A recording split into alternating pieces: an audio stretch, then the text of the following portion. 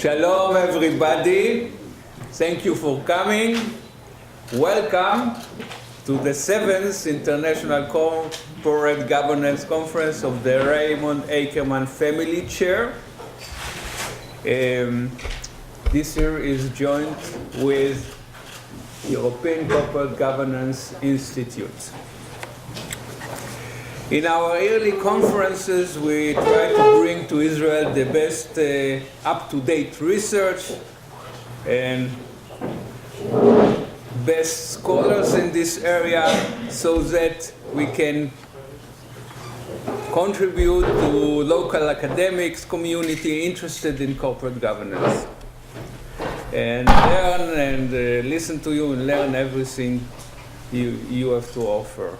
Every year we, of course, focus on a different topic. This year it's about differential voting shares. And we focus on it because we want to get in-depth debates and kind of discussions that will enrich everybody. We have good experience with such conferences, and I encourage you to stay and talk and somehow make it worthwhile for everybody. Okay. And really, I wish everybody a pleasant and thought-provoking conference. Thank you. The logistics are like that. You have to come to the podium once I invite you. Podium, talk to this mic so that we can record you and distribute the video through the ECGI channel. And we have also a pointer, so we hope you can stay here. If not, you can pick the mic and go a little bit, move a little bit if you are too nervous. Okay. And after I welcomed you, I want to invite our, or maybe first have a presentation of those who sit next to the table. So Jesse, you're the first to go. We'll go in that order. Present yourself. Name, Jesse. I'm Jesse Creed. I teach law at Harvard Law School in Cambridge. I write on executive compensation, corporate governance, insider trading, venture capital, and starting a new research line on cross-border enforcement, and that will be the subject of my paper tomorrow. My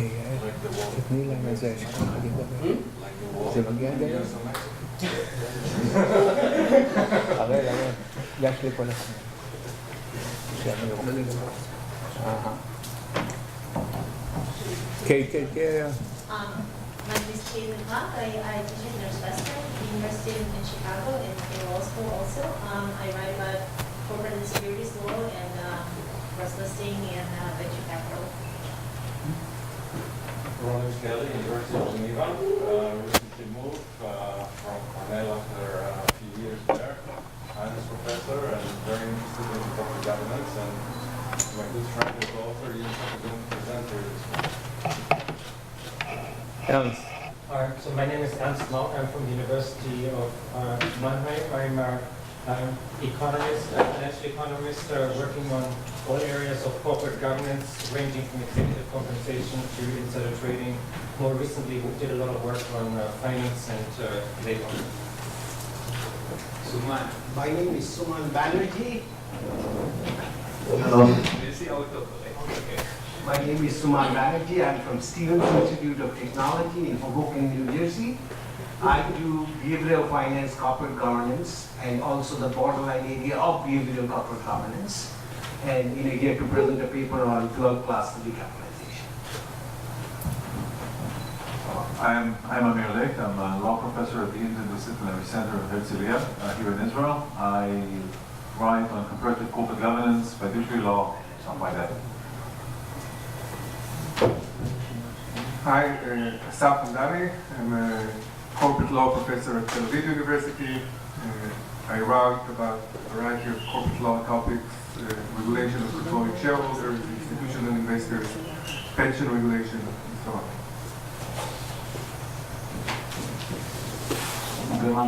Bar-Ilan University, finance, do mostly behavioral finance. Hi, I'm Schust from the Open University of Israel. I'm from the area of accounting, and I'm interested in corporate governance, especially executive compensation.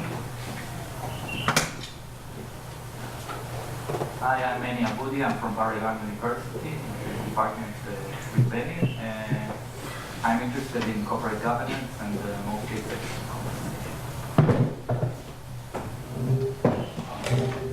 Bernie Black, Northwestern University, visited Tel Aviv. I've done a lot of work in law and finance for almost as long as Lucian has, and that's probably enough.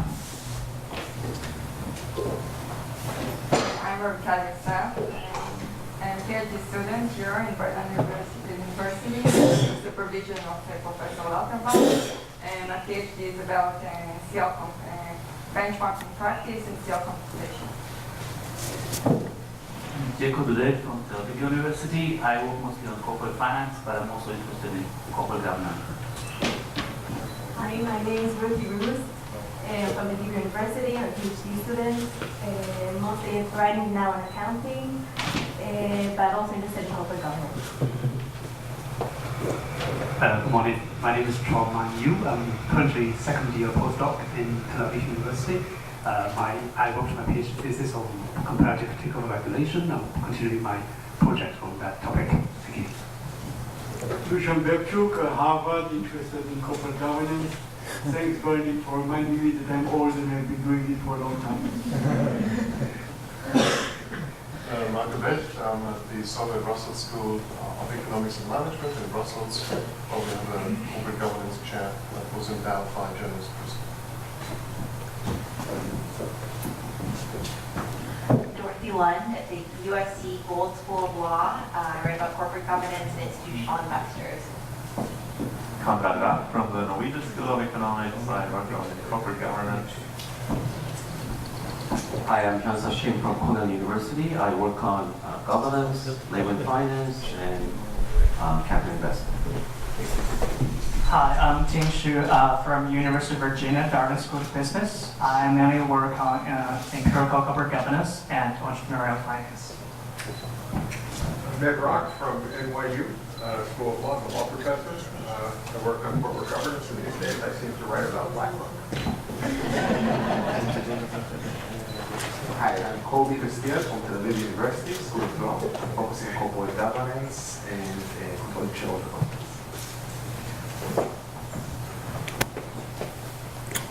And it's time to now to invite our keynote speaker, Professor Lucian Bebchuk, James Bar-Ilan, Professor of Law, Economics and Finance, and Director of the Program of Corporate Governance at Harvard University. As we know, he has many other beautiful achievements in this area, and many of us owe him their research, because he started a lot of topics in corporate governance, and we thank him for it. And we are honored to have you here, and we invite you to the podium.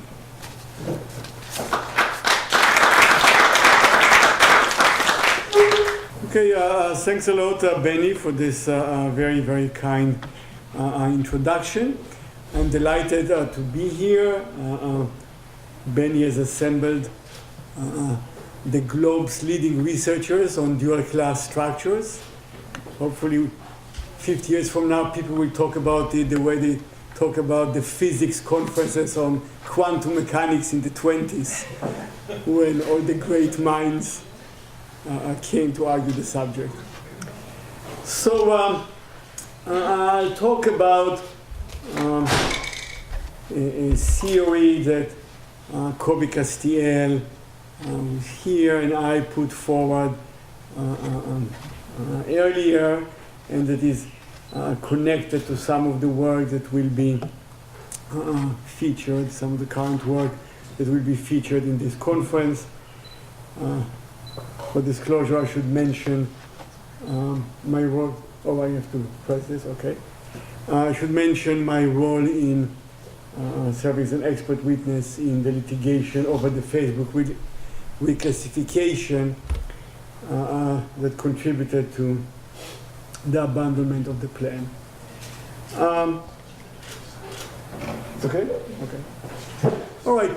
The plan that I have is I'll talk a little bit about the motivation, the history, the precursor work for what Kobe and I did in the paper that was ultimately published in 2017. We'll talk about the building blocks of our theory. I'll talk about some examples, some of them ones that we had in mind, some of them were ones that developed after we wrote our paper, but that vividly illustrate the analytical points we were making. And then I'll talk about the quote-unquote the practical payoffs of the theory in the sense that it does seem to have contributed to developing support for sunsets as well for some subsequent empirical work. Okay. Let me talk a little bit about kind of how this developed, about precursor work, and also about the journey that I, as well as Kobe, followed to get to the point and what motivated us. So I've long been concerned about the efficiency cost of separating cash flow rights and voting rights. Growing up in Israel, the pyramids were very important and powerful. In an earlier paper with Renier and Triantis, we kind of provided a fairly early analysis of the agency cost of separating cash flow rights and voting rights. And we made, and our key point was to show that those agency costs were not just increasing as the equity stake goes down, but that they were increasing at an increasing rate, so that you have really to worry about structures in which the equity stake of the controller is especially small, which is what happens in some dual class structures. I had the opportunity to work on this in a practical context, and my concerns about separation of cash flow rights and voting rights were reinforced when I served as the outside expert for an Israeli governance committee. It was called the Concentration Committee, which in the beginning of this decade focused on the problem of corporate pyramids in Israel. And in my report, and Kobe at the time helped me work on it, my report and ultimately the committee's final report recommended banning pyramidal structures with more than 2 layers, which contributed to legislation that was adopted with such a legislative ban shortly thereafter. And Israel is one of the few countries that have taken such strong measures against pyramidal structures. At the same time, some of my work has started to look at not just at whether those structures are costly, but how this costliness changes over time. In 2003, in a paper about IPO arrangements that provide anti-takeover protection, I put forward the case for sunsets for anti-takeover arrangements in general. And the claim was, even if we adopt the view that those are optimal at the IPO stage, we should be open, we should be thinking about having sunsets. And I picked up on this also during my work for the concentration committee in an interim report, which was put into the interim recommendations of the committee, which ultimately were not adopted. I put forward some arrangements that try to deal especially with pyramidal structures that were quote-unquote obsolete, that have been in place for a long time, and trying to facilitate the possibility of breaking up such structures. Okay. So this brings me to the theory that Kobe and I kind of fully developed and put forward in our work. After the completion of the pyramid project, we turned to dual class structure because wanting to write for an American audience, dual class structures are really the most common, the most important instrument for separating cash flow rights and voting rights. And also at the time we decided to focus on them. They were growing in practical importance because the percentage of firms going public with them was increasing, and also some economically very important companies like Google and Facebook had them. Now, the strategy that we have decided to focus on was the following. We personally are actually, unlike some of the people in this room who share our view in some dimension, we are actually skeptical of the efficiency of dual class structures most of the time, even at the IPO stage. But we recognize that this is something on which individuals may reasonably disagree, and there are some plausible theoretical arguments why a dual class structure might be efficient in the years following the IPO. So what we decided to do was to try to identify, try to isolate a subset of dual class structure so that even people who are sympathetic to the view that we should allow dual class structures in the years immediately following the IPO would accept or would tend to recognize that those structures are with high likelihood inefficient. And we decided in two separate works to focus on two subsets. So our first work, on which I will focus here, focused on the time dimension and the special perniciousness of long-standing dual class structures. In a subsequent paper that Kobe will present later today, we focus on the ownership stake dimension. And because our strategy was one that we were trying to create a common denominator, to create a position that would get as broad a support as possible and that might be practically possible to get traction. We spent some time talking with the investor community, starting in a keynote speech on dual class structures that I gave at the ICGN event in 2015, identifying those two subsets, pernicious subsets that we thought institutional investors should focus on, and subsequently working with the CII. Okay, let me talk about some examples that make vivid the key point that whatever you think about the IPO stage, once you get sufficiently far from the IPO stage, there is an increasing risk that the dual class structure will cease to be efficient.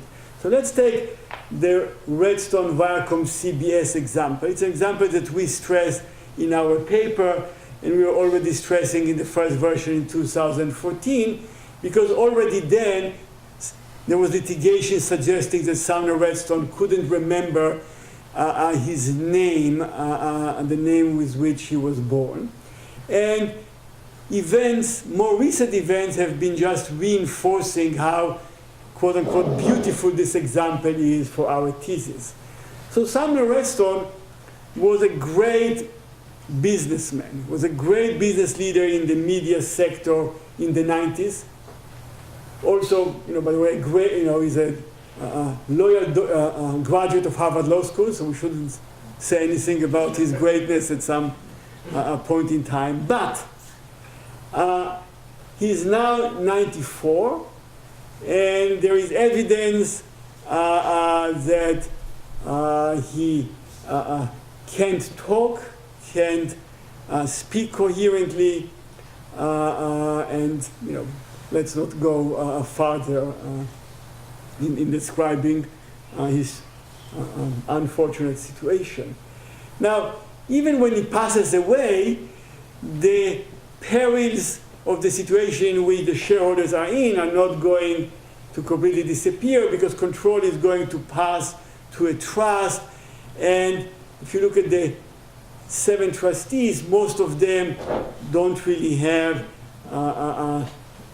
business leadership experience. So even if this structure were efficient in the early 90s, it's highly unlikely that Sumner Redstone and possibly also the trust after him are efficient controllers at present. Let's take another example of Mark Zuckerberg and Facebook. As we all know, Zuckerberg started in 2004, took it public in 2012. Legendary visionary, no question about it. In 2016, when Facebook put forward a risk classification plan, the board took the position, which nobody was questioning at the time, that Zuckerberg's leadership was a key asset of the company. And in our paper, we acknowledge this, but we said, this is now. By the way, things have moved faster. Already at the moment, there are various calls that question whether Facebook's leadership is most fitting for the current challenges in dealing with the crises that are engulfing the company. But more importantly, for our thesis, let's suppose that Zuckerberg right now is the best person to deal with Congress and the various crises. Zuckerberg is now 34. Even if he's value enhancing now, will this remain the case when he's 54, 64, 74, 84, 50 years from now? So we think that the answer to this rhetorical question is kind of clear, that public investors face substantial risk that can be expected to grow over time, that Zuckerberg's leadership would cease to be efficient and could well become value-destroying over time. And we discuss this more fully in a forthcoming work that builds on the expert report that we worked on with respect to the Facebook reclassification.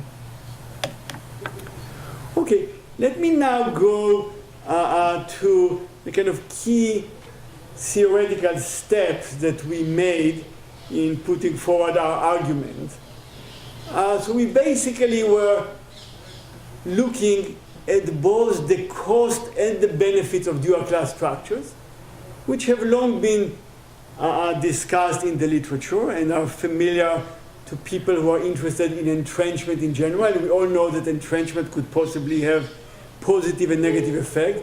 But our key move was to say, if you look at both the cost side and the benefit side, you'll see that both of them can be expected to change over time in a way that moves the balance in a certain clear direction. If you take, for example, costs, so the costs are a function of whether the controller has now good skills to be heading this company. And even if you have someone who was very fitting at the time of going public, we have a dynamic environment, and two things change. One is the controller changes. We all know from our own experience that we change over time. Our energy, our vision, various other aspects. And also the needs of the company and the circumstances and the challenges it faces change. And the combination means that it's increasingly likely that the fit would no longer be a good one as time marches from the IPO on. Obviously, if you have the possibility of a transfer to heirs, then we have the problem of the so-called quote-unquote idiot son or idiot daughter. But our key point is that even if you prevent this in the charter, the lifetime control creates a large risk of controller that would not be fitting for this.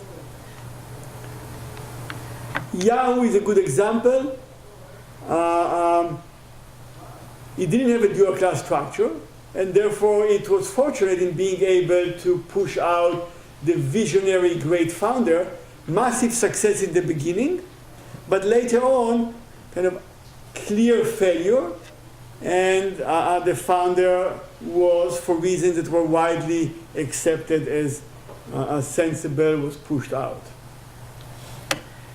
Second problem over time, many dual class structures, Kobe will focus on this, enable the controller to unload cash flow rights without losing control. And controllers have an incentive to do so. We provide in the paper some evidence that indeed over time they decrease the ownership stake. And the lower the ownership stake, then even for a given fit of the controller at the company, incentives become worse, and this would be the heart of Kobe's talk. What about potential benefits? The standard benefit that is given, look, we have a visionary, especially talented, especially brilliant founder. We want to enable them to run the company without the destruction of the market. That is only valid if you really have such a controller.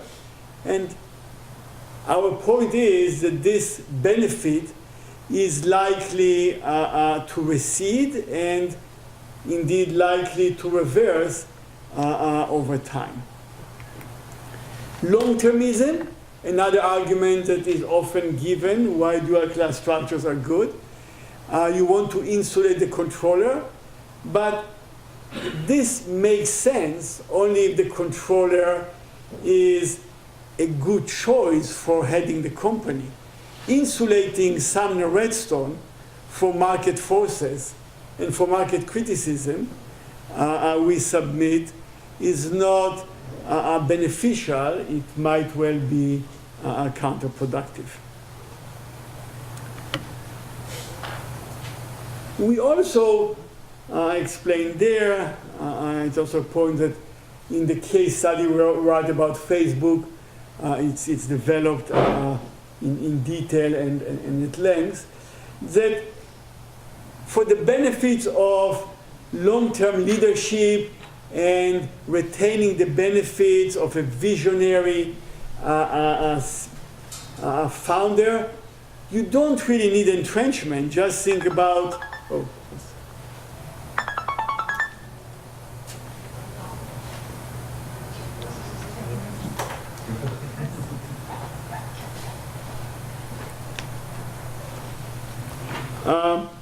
think about Jeff Bezos has been leading the company for 20 years without any question, without any challenge, even though he chose not to go with the dual class structure, but with a one share, one vote, and now does not have a controlling block. Bill Gates led the company for about 20 years until he decided, because of what he wanted to do with the rest of his life to move on, but investors backed both of those visionary, successful founders and seemed willing to let them continue on and on. So as long as a founder is successful, you can expect them to be able to continue.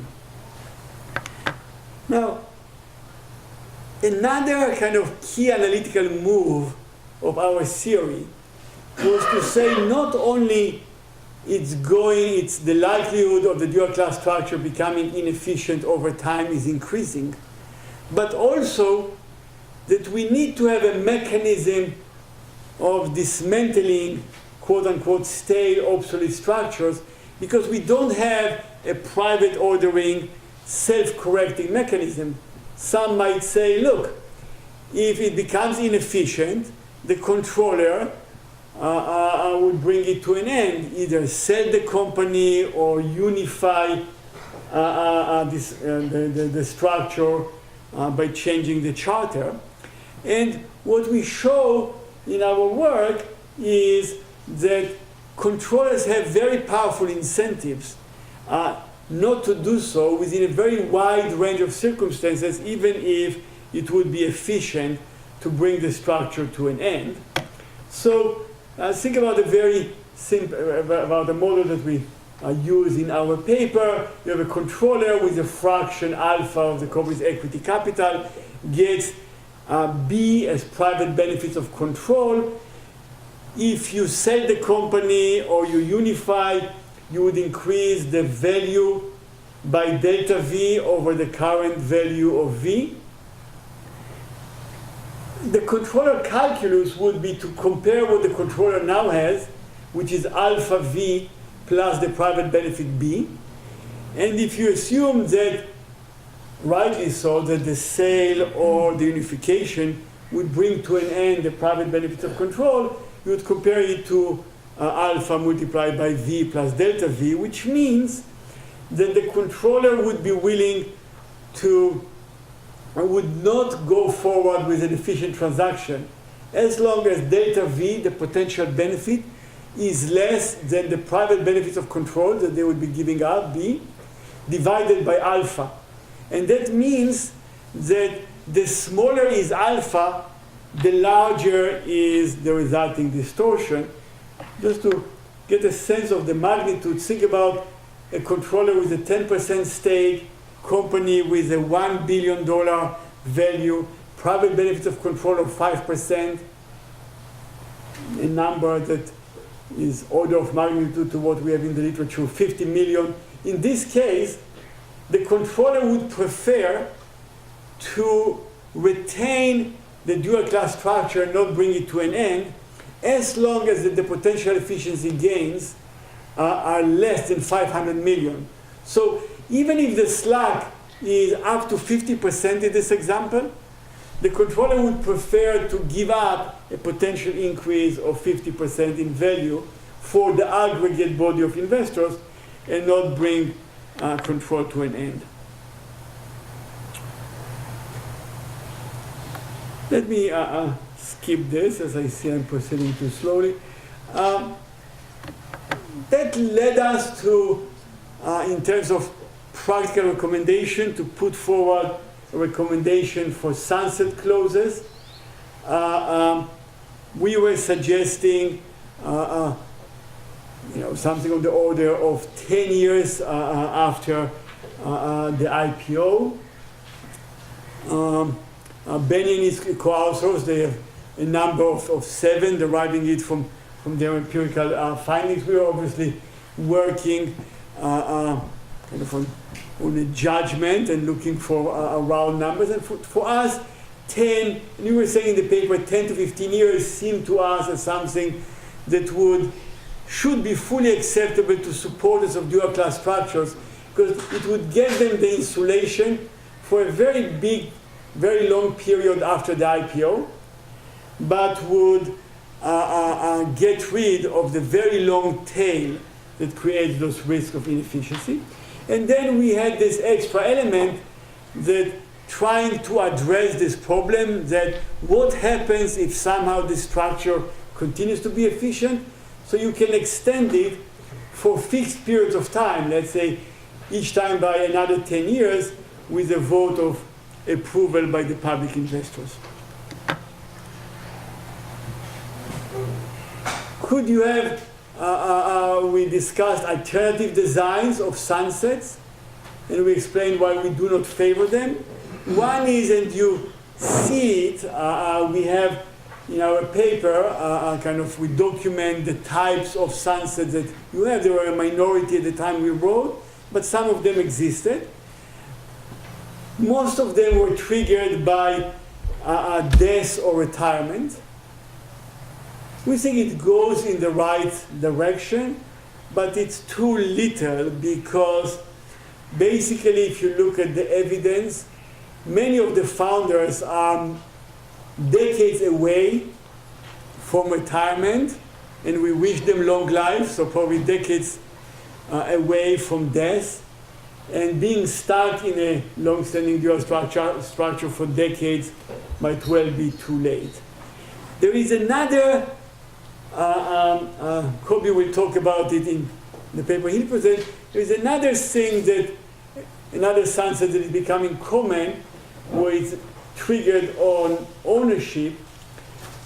Just to mention its connection to what I'm discussing, some people would refer to this as a remedy for the time problem, but it really isn't, because if you have a 10% trigger, it would just mean that the controller would get to the 10% and stop there, but they can stay with 10% for the end of their life, which would leave unaddressed the problem on which we are focusing. Quickly, some objections. I'm sure that it might come later on. Isn't the fact that some companies go public without sunset, doesn't that mean that it's optimal? As you all know, there is this fundamental debate in the literature. Should we accept everything that happens at the IPO as optimal? If you are a complete contractarian, then you're not really, you shouldn't really be interested in trying to understand what's efficient, because whatever the market produces is efficient. But if you are open to thinking about what's efficient and what not,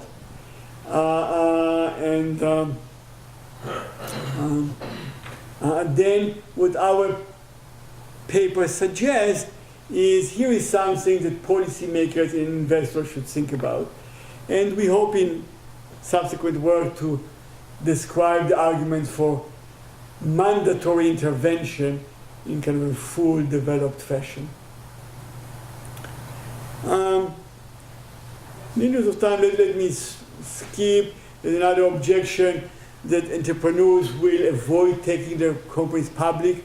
We don't really think that practically for most of them that's an option. The private market would not let you stay private with absolute control forever.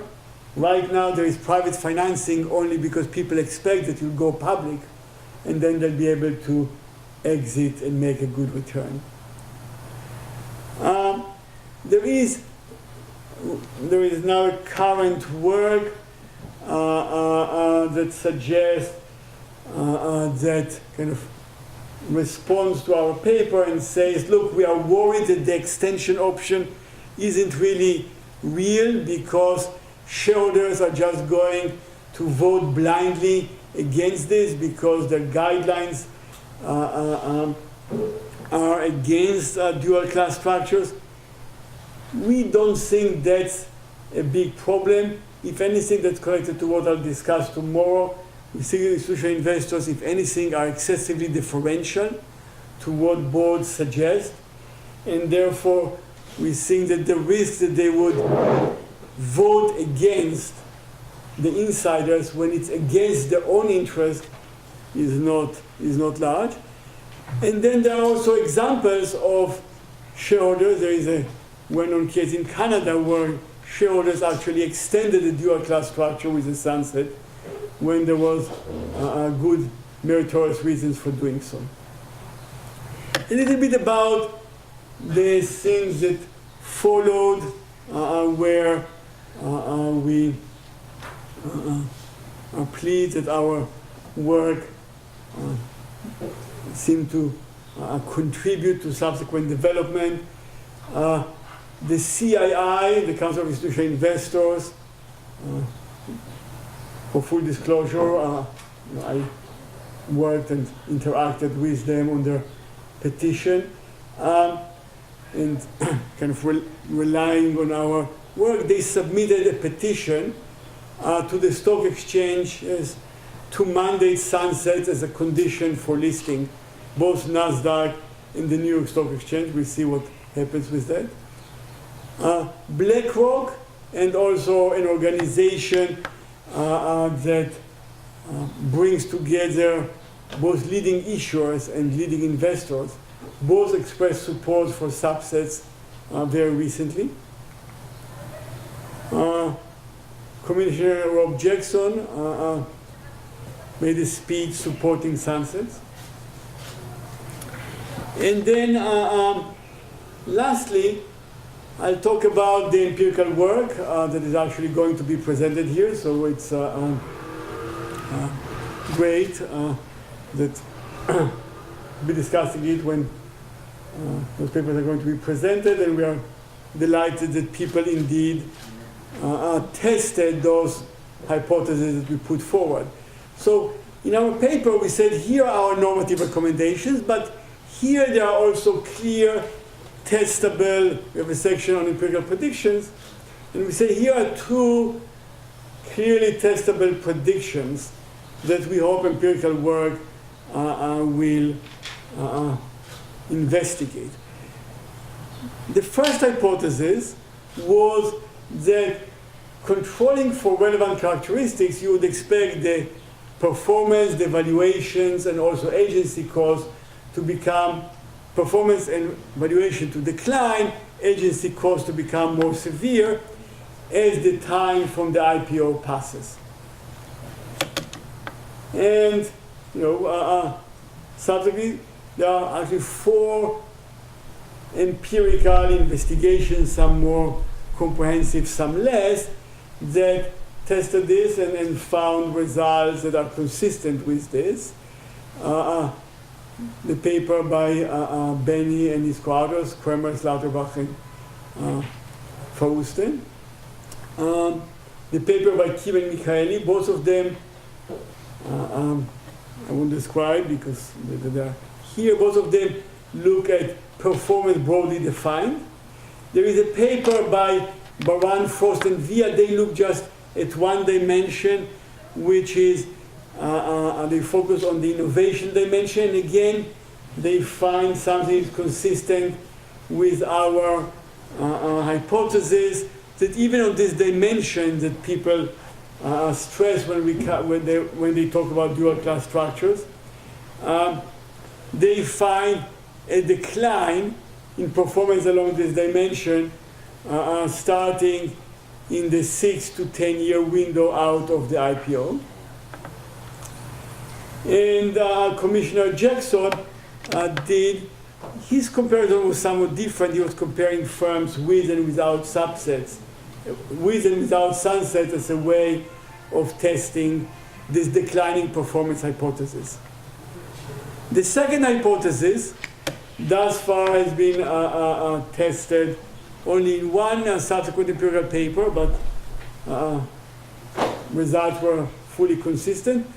So for reasons that I already put on the table for you, we were hypothesizing that controlling for relevant characteristics, companies with a dual class structure are likely to have substantial persistence, which means that they would be less likely to be sold compared with other similar companies, and unlikely to have their dual class structure dismantled.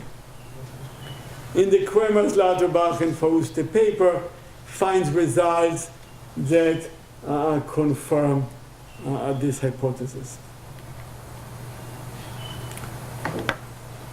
Okay, let me conclude and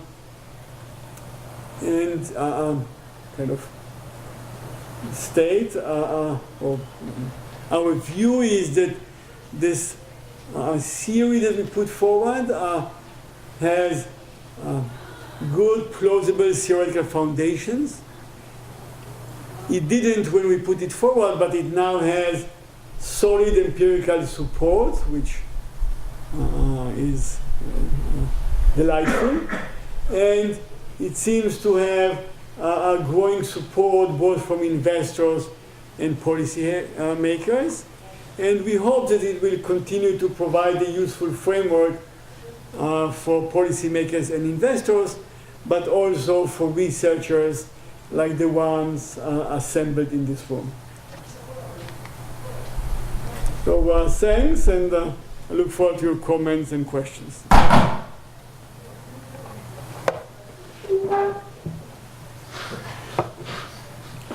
Where's the mic? Oh, you want to the mic?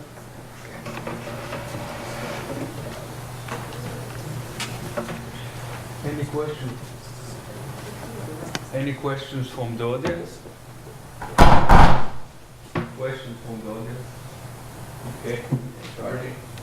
So, do you like to come?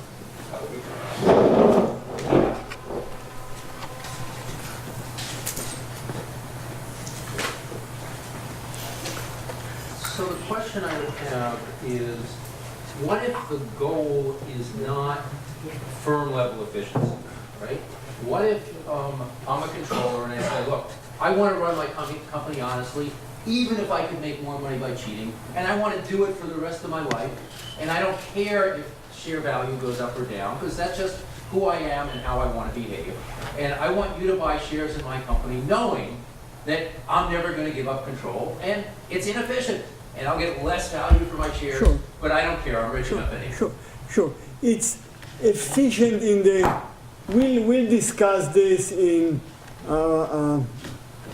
our work on the mandatory basis for intervention. But just saying briefly, one, it's efficient in the economist sense that you have someone who attaches a monetary valuation to control. And in a standard economic model, that would be what you would expect to happen.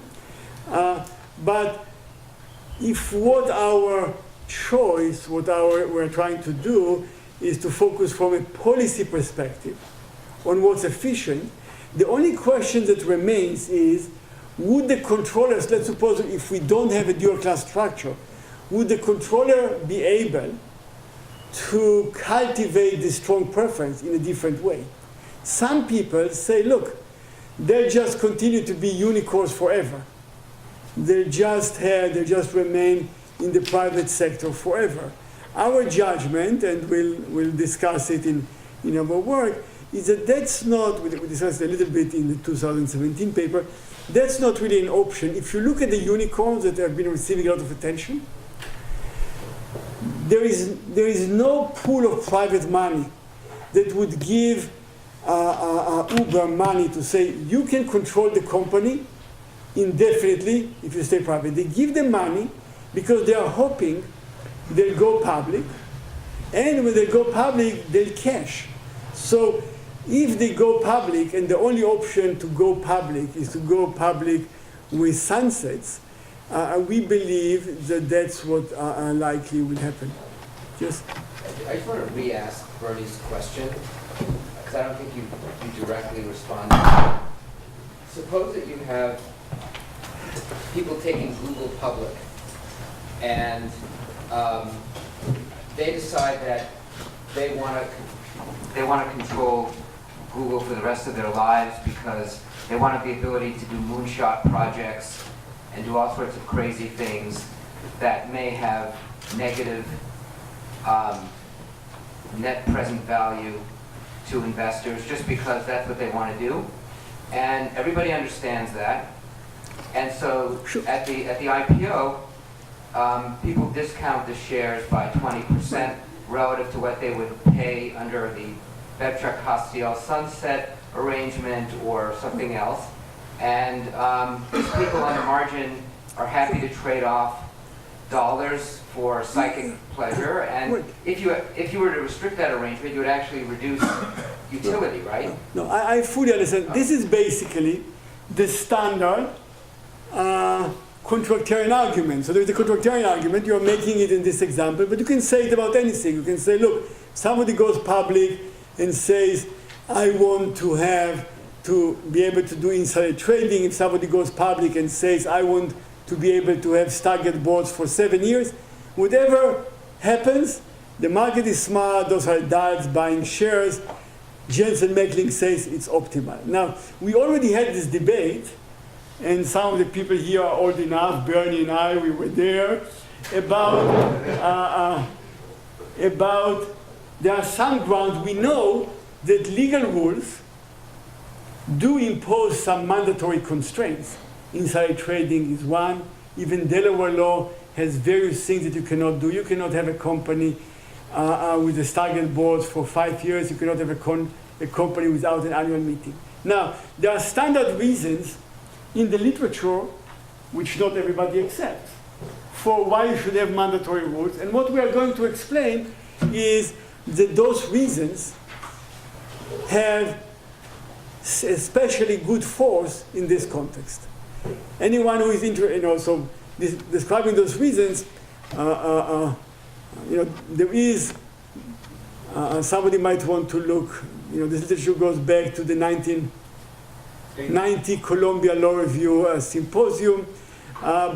So there are a bunch of standard reasons, and what our argument will be that those reasons they are especially applicable to the dual class context. I'm generally sympathetic to your view, but here's what troubles me.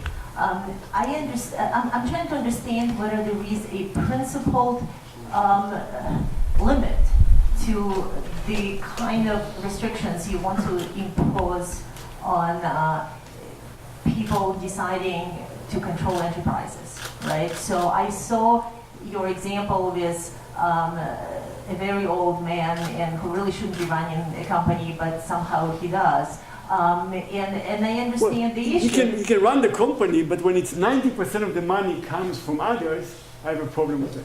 Okay. So 100%. So I think this is where you may need to elaborate on more of a bright line, because I'm going to start saying that 90% is a real issue, is 50% a real issue. If you start defining the constituents more broadly than equity holders, if the company has a giant bunch of creditors and other such things, and this person happens to control a majority of single class shares, but also have a very significant impact on creditors, and he is senile. And after that, he is transferring his shares not to this ridiculous trust, which I agree with you shouldn't be, but to his equally ridiculous son. I mean, is that also something that we should involve the government in? So I'm trying to grab a place at which you will say, this is my principal place of stopping. Yes. So, this all goes back, and it seems that, if Benny will invite me to another conference, I'll present about it. But basically, this all goes back to the question of, do you want ever to have mandatory restrictions on IPO choices? Okay. There are standard reasons in the literature where you have imperfect information, where you have externality. You have the standard reasons in the literature, and basically you have a trade-off as to whether those reasons are applicable here, one, and two, how confident you are, how confident policymakers are. They can never be 100% sure that they've identified what's a bad arrangement. Because they're not confident, they might want to be cautious. So maybe they'll say there is a broader set that we are suspecting are problematic, but they should basically intervene just in cases like insider trading, where they think, in the case of insider trading, we are not leaving it to free contracting, because in the case of insider trading, one is you have externalities, and two, policymakers, whether correctly or incorrectly, think that there is a problem, at least with some core inside trading. Same thing for minimal fiduciary duties. I think And we would argue that our context is similar in this respect. I think the minute you went after insider trading, you like lost half of the audience support for the state for the thesis. Okay. I think that, so that would just go to the problem with my rhetorical skills rather than the validity of the point here. I think that I sometimes use inside trading because among non-economists, that seems like, yes, if you're, this is like as good an example of something that is clearly right. But whatever is, if you think that there is any mandatory rule that you support, then the question is, you probably have reasons for that, and the question is, would I convince you that those reasons? By the way, if anyone here concludes that there are really such pure contractarians that they don't want to limit anything, they might find this line of work still interesting because they would say, this line of work is important. That's another point we say in the paper. For investors, because investors should learn to appreciate and to recognize those risks, price them better, so the work contributes in this way. Now you can say, investors are smart, they don't need any papers. They can appreciate, there's another move that one can make. And if that's the case, then we have no contribution. Investors are so smart, they are ignorant, right? Okay. Thank you. I have to go on with the program. Sure. Thank you very much. He stays here, you can talk with him as much as you want.